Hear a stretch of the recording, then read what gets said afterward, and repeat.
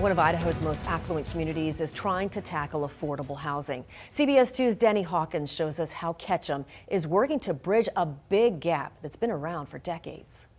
Ketchum, Idaho is a historic resort town home to rushing rivers, sprawling mountains, and plenty of spacious mansions. To say it's one of Idaho's wealthiest communities would almost be putting it nicely. Frankly, it's so expensive to live there, most people just can't. We have a plethora of jobs available here. We just have a shortage of housing. According to the Blaine County Housing Authority, the county's median home price is $663,000. The median rental is about $1,840. Now keep in mind, prices in Ketchum are much higher.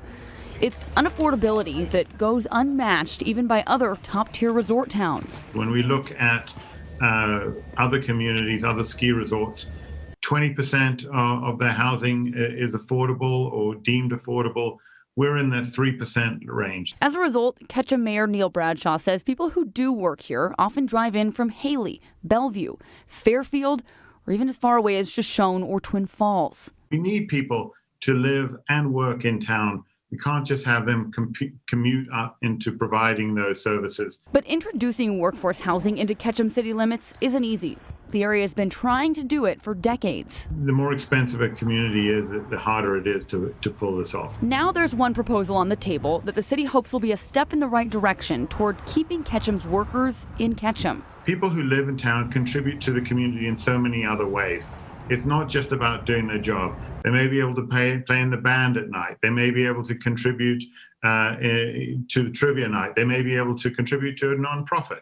All of those people stay and maybe help run the kids' soccer team. The Bluebird Village project would put a 56-unit apartment complex here at the site of the existing City Hall building.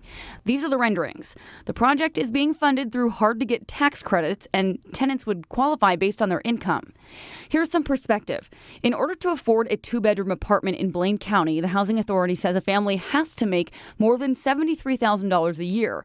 But Blaine County's median income for a family of four is just $78,400. And the most recent data from United Way shows 41% of the county's population is living on a survival budget, meaning they have a hard time just paying for the basics. So the goal of this project is to allow families making about $40,000 to $55,000 a year a chance to live in downtown Ketchum. Success is about preserving the character and soul of our town. And while character and soul, may be contributed by the mountains and the buildings, it's really about the people. Supporters say that Bluebird Village will help create a more vibrant community, one that doesn't leave at the close of business day. It is not a pleasant sight to see the town kind of empty out at night at 4 or 5 o'clock when people are going south, when they're leaving the town, when at 6:30 at night you can walk all over downtown and not see a soul. And while you won't find many people in town who are against the idea of workforce housing, not everyone agrees this particular project is the best solution. It's a huge building. There is one elevator. There is no air conditioning, and 43 of the bedrooms don't have windows. Who'd want to be there? I wouldn't. Well, there's a lot more to the discussion, and people here have plenty of ideas about how to build a vibrant downtown. But whichever way you slice it, the issue of workforce housing won't be figured out overnight, or possibly anytime soon at all. At the end of the day, we'll never have enough affordable housing units. But we cannot, just because we're never going to get to the end, it doesn't mean we can't just do more than we currently have. In Ketchum, Denny Hawkins, CBS 2 News.